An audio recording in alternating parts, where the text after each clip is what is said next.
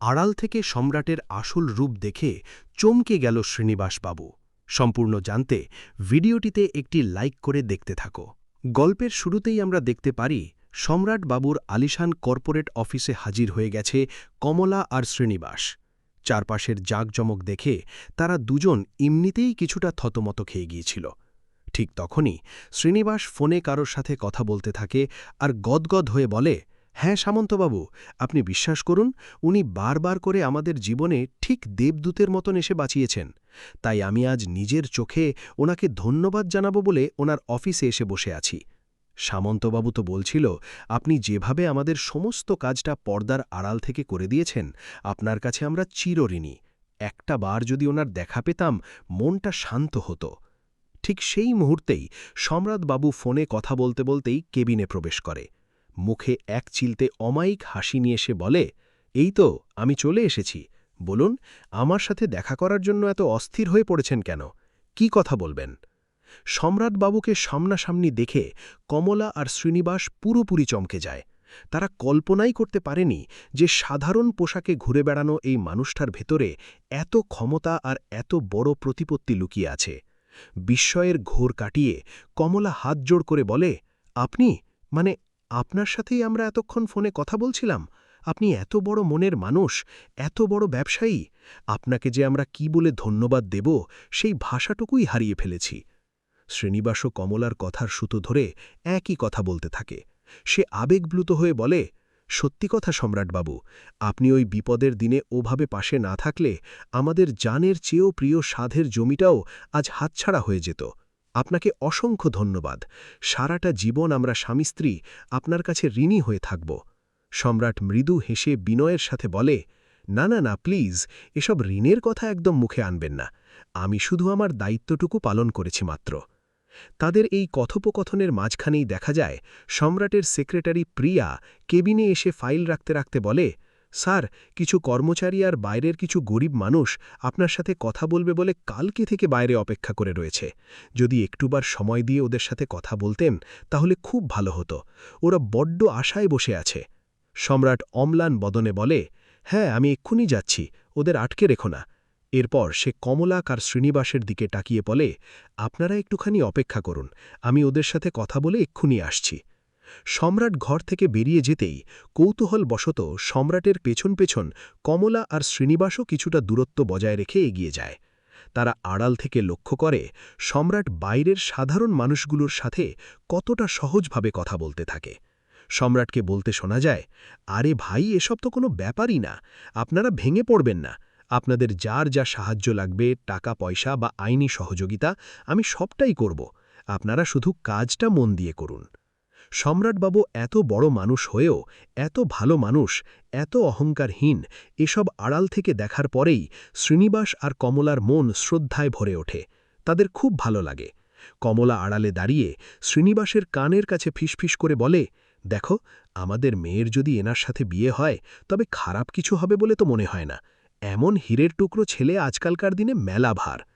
কিছুক্ষণ পর সম্রাট খাসনবিশ নিজের কাজ সেরে আবারও নিজের চেয়ারে এসে বসে। আর তখন অন্যদিকে অফিসের একজন এমপ্লয়ি এসে কমলা আর শ্রীনিবাসকে গরম চা আর বিস্কুট দিয়ে যায়। চায়ের কাপে চুমুক দিয়ে এবার আসল প্রসঙ্গে কথা বলতে থাকে অমলা, ওরফে কমলা। সে একটু ইতস্তত করে বলে, দেখো বাবা, তুমি যে কত বড় মানুষ আর কত ভালো মনের মানুষ সেটা তো আমরা আজ নিজের চোখেই দেখে নিলাম। তবে আমাদের একটু সময় দিও। ঝিনুকের সিদ্ধান্তটাও তো আমাদেরকে নিতে হবে। ও তো এখনো সবটা গুছিয়ে উঠতে পারেনি। তারপর যদি সব ঠিক থাকে তাহলে আমরা আর এই বিয়েটাতে একটুও দেরি করতে চাই না। সম্রাট চশমাটা ঠিক করতে করতে অত্যন্ত পরিপক্কতার সাথে বলে, আপনারা একদম তাড়াহুড়ো করবেন না। মন স্থির করে চারপাশ ভেবেচিন্তে সিদ্ধান্ত নেবেন।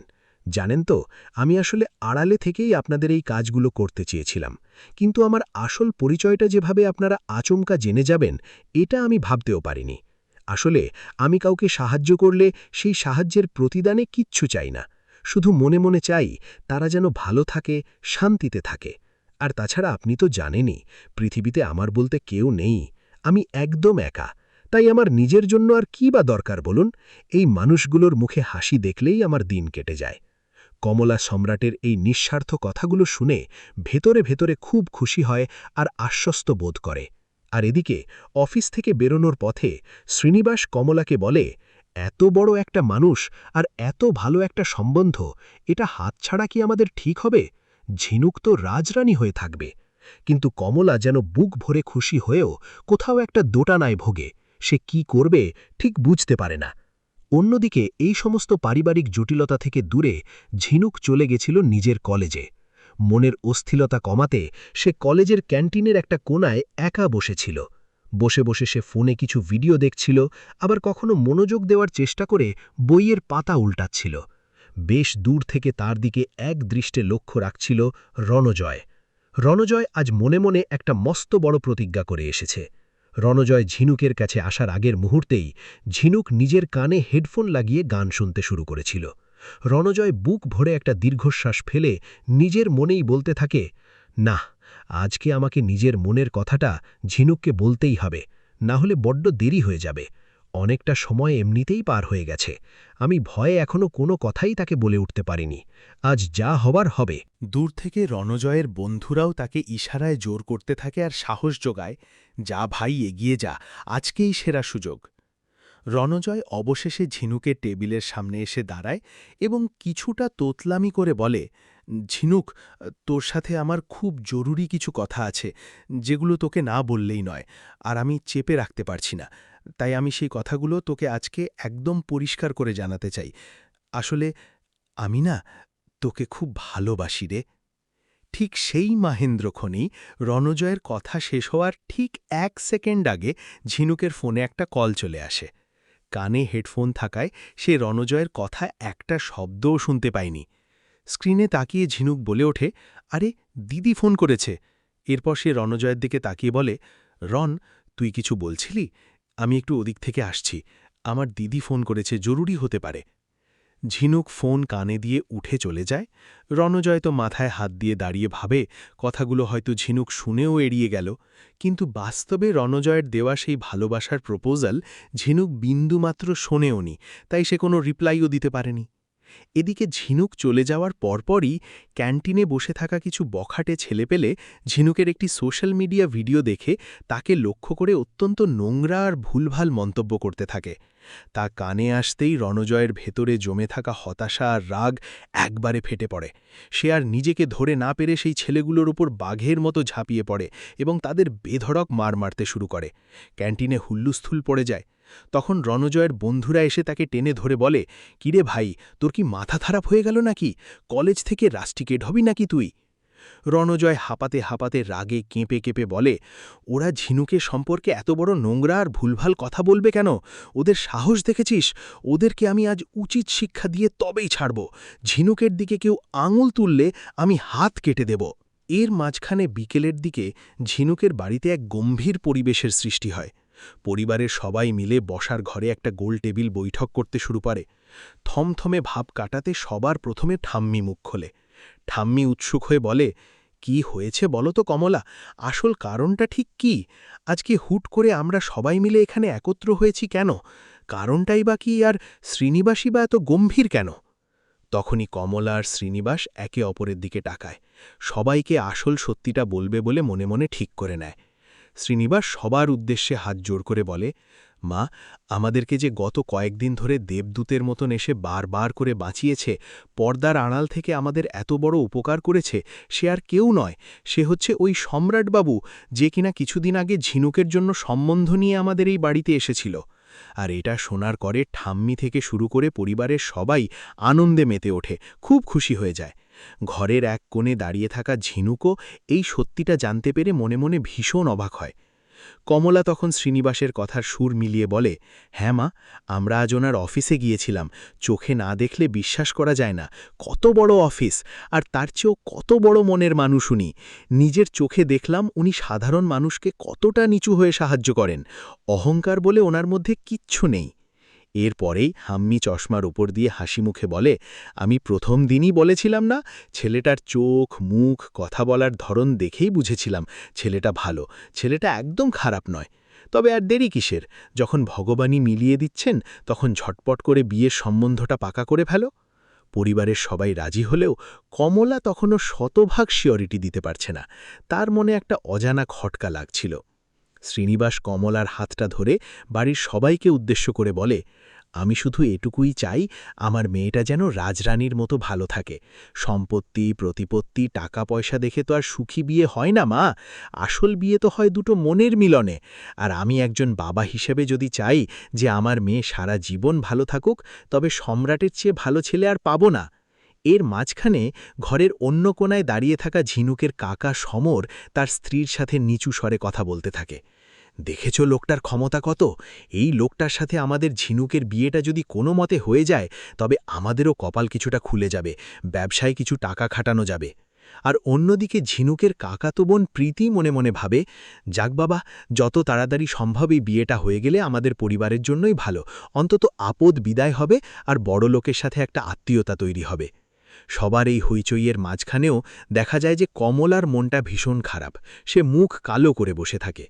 রাতে শোবার ঘরে শ্রীনিবাস কমলাকে একা পেয়ে জিজ্ঞেস করে, কি হয়েছে বলো তো কমলা?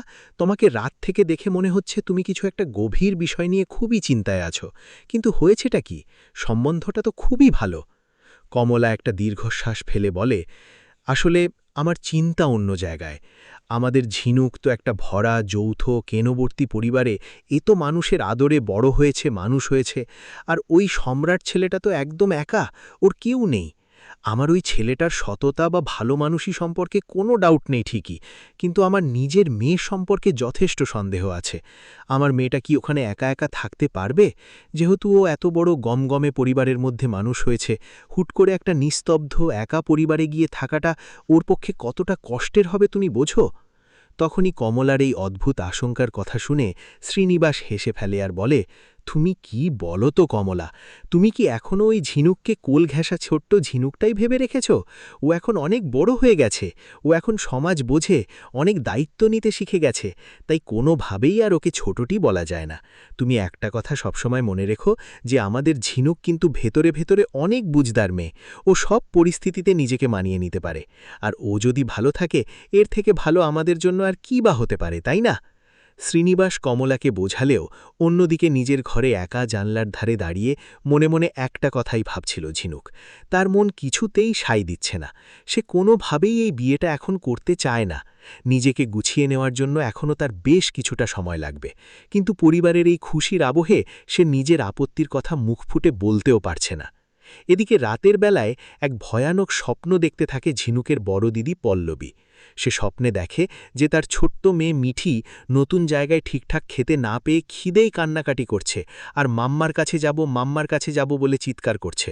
স্বপ্নটা দেখার পরেই ভয়ে, আতঙ্কে আর বুক ফাটা কান্নায় কেঁপে উঠেছে পল্লবী। সে ধরফর করে বিছানায় উঠে বসে।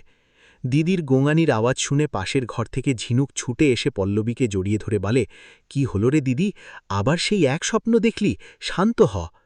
পল্লবী ঝিনুকের হাত দুটো চেপে ধরে কেঁদে কেঁদে বলে, মিঠি ঠিকঠাক খাবার খাচ্ছে তো রে ঝিনুক?